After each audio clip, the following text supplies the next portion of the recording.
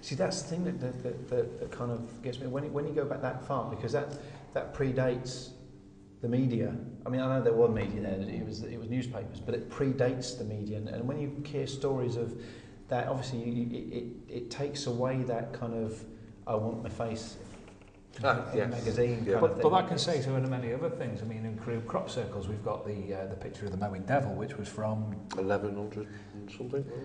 In ufology, we've got ancient astronauts. We've got pictures and images of things in the sky on paintings from years and years and years ago. Some people would suggest that Jacob's ladder was a ladder up to an alien craft. All these things do go back years and years and years. We've actually been tracing back paranormal investigation. One of our researchers have been tracing back paranormal investigation, and she's got predated before most people think paranormal investigation started. Yeah, I find it fascinating, especially when you can go back that far, and like information is becoming a lot easier. I know the internet isn't really the most reliable source for information, but it's still a good tool when it's used correctly to get certain, and it can get you to the place where you can get the information. But with the World Wide Web as well, you're making instant experts. I know what you mean. It's instant pseudo experts. I think the newest subject to cryptozoology is probably Rod's. You may have heard about that. It was the information that was released by Jose Escamilla a couple of years back in regards some film that he did at Angel Falls of parachutists jumping off. And when they slowed the footage down, they could see these things moving past very fast and turning. And they look like flying serpents, they look like snakes with an undulating fin. And they seem to be able to move at incredible speeds. Now, these things have been more commonly recorded on videotape now, because you have to slow the video. You don't see them with the naked eye, they're moving that fast. You have to slow the frame rate down on the video camera by frame to see these things move. And they come in numerous different sizes. I mean, some of them are very small, some of them are very big, but all tend to be similar looking. They're like a snake, but with an undulating fin. And they seem to be flying through the air at incredible speeds. And they've been caught in the thousands now on video camera. But it's presumed that they are living, and they're a living organism of some sort. Our argument does suggest, in the same way that the orb theory people have got things, a lot of people suggest, well, isn't it just a fly? And because you've slowed it down, have you caught something? But these have been, looked at in depth by, some of the top analysis agencies in the world. Actually, it's one of the difficult things when you're doing any video like what we're doing here. It runs at 25 frames a second, which obviously means every second there are 25 pictures that makes up that second. And because there's 25, it makes us look almost like we're moving constantly, but obviously we're not.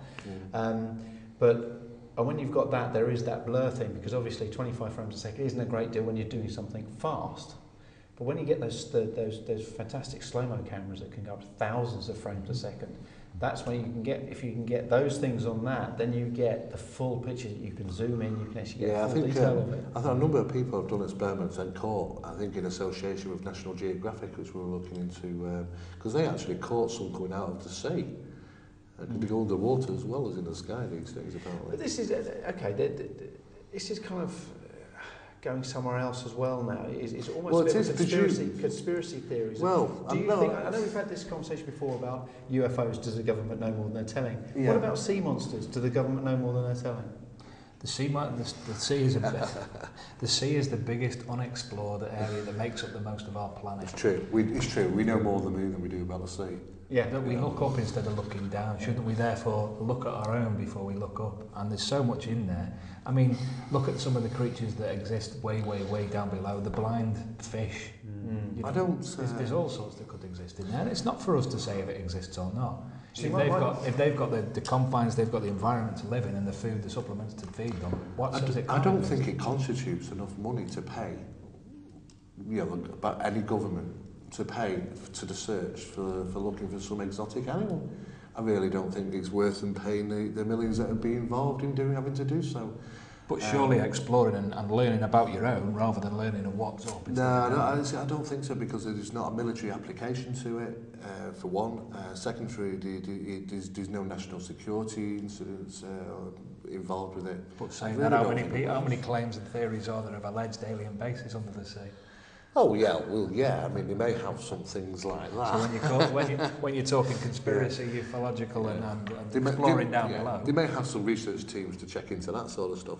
I But think not for animals, I wouldn't have thought, or creatures. Well, it's like when you see the film The Abyss. I think it was just absolutely superb film about the aliens. And I think it was brilliant. I kind of want it to be really true that there are some of them. But you look at when you look at the vastness of the sea, and we don't know it. And you say we look up the moon, and who knows? One day we might even land on the moon. I don't know.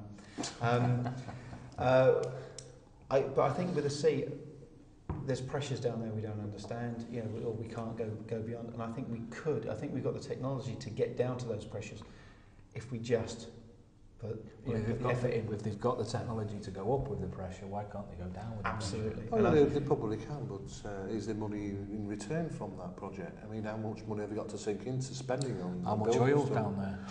Well, yeah, but they can tap that from the surface. But the funny thing is, though, you see, this is kind of going back, and this is we had another debate. It's the media thing. Let's face it, the fact of you having a rocket ready for a launch at 10, 9. It's the excitement. It's the big thing. It's the explosion of the rocket going up, and unfortunately sometimes exploding. But hopefully you want it to get up there, and it's that whole thing, isn't it?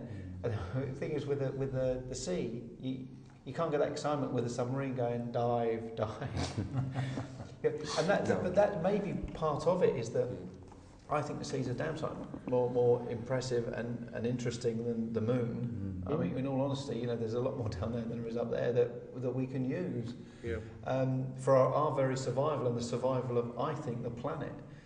But we don't want to go down. And is it because it's just not as aesthetically pleasing as watching a rocket go? I simply it is down to money. I think that the government would prefer to spend their money in weaponising military applications, astro and space industry, rather than spending time investigating where we actually live. Because also I wonder whether, the depths that we must be able to go with nuclear submarines, and let's face it, we're flying higher than ever before, so we must be, stuff we don't even know about, we must be going deeper than ever before. And if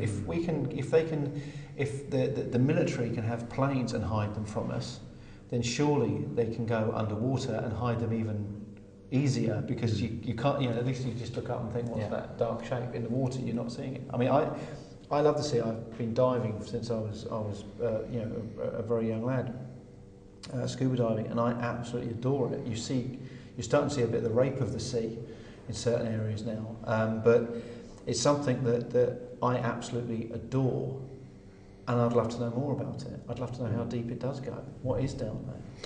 Well, you hear about these big the chasms, they're supposed to they don't know how deep they go to, and they haven't got they say they haven't got the equipment to actually reach the depths they want to reach, but some of the big the biggest dives that they've ever done, they found life. They were surprised to actually even find life, because there's no light there. It's zero light whatsoever.